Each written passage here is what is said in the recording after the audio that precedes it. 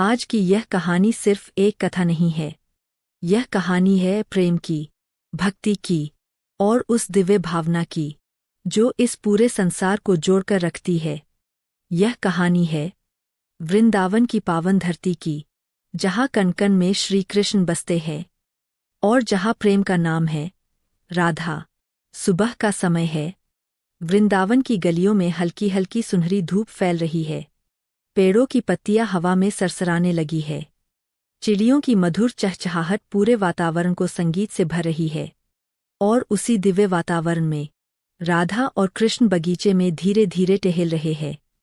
कृष्ण के चेहरे पर वही बाल सुलभ मुस्कान है और राधा के चेहरे पर शांति और प्रेम का मधुर भाव।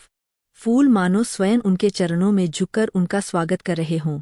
हवा भी जैसे उनके साथ चल रही हो।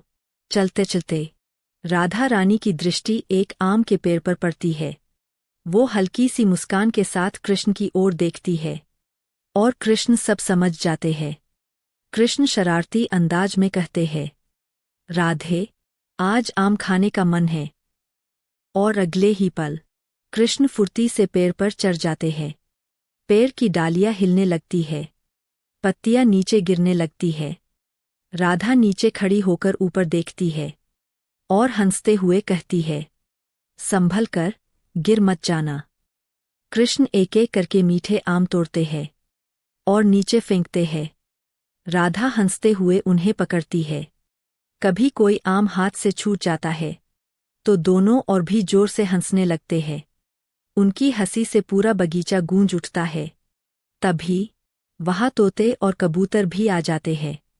वे भी आम के पास बैठकर खाने लगते हैं। कुछ पेड़ की डालियों पर बैठ जाते हैं, कुछ जमीन पर फुदकने लगते हैं। राधा और कृष्ण उन्हें बड़े प्रेम से देखते हैं। कृष्ण मुस्कुराकर कहते हैं, देखो राधे, इस वृंदावन में कोई भी पराया नहीं है। यहाँ हर जीव हमारा अपना है। राधा प्रेम से पक्षियों की ओर देखती है और उनके लिए कुछ फल और रख देती है। फिर दोनों धीरे धीरे आगे बढ़ते हैं और फूलों से भरे एक सुंदर स्थान पर बैठ जाते हैं। चारों ओर रंग बिरंगे फूल, भंवरों की गूंज और हवा में बसी हुई खुशबू। दोनों वहीं बैठकर बातें करने लगते हैं। समय मानो रुक सा जाता है। धीरे धीरे सूरज रलने लगता है। पूरा आसमान सुनहरे और नारंगी रंग में रंग जाता है। वृंदावन और भी सुंदर लगने लगता है। उसी समय एक सुंदर मोर वहां आ जाता है। वाह! वृंदावन की पावन धरती पर आज सुबह कुछ अलग ही दिव्यता थी। हल्की हल्की सुनहरी धूप यमुना मैया के जल को छू रही थी। पक्षी मधुर स्वर में गा रहे थे और उसी मधुर वातावरण में मोरपंख धारण किए, बांसुरी लिए, श्री कृष्ण धीरे धीरे चलते आ रहे थे।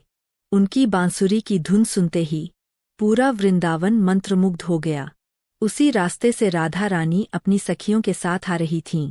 जैसे ही उनके कानों में वह मधुर धुन पड़ी, उनके कदम रुक गए।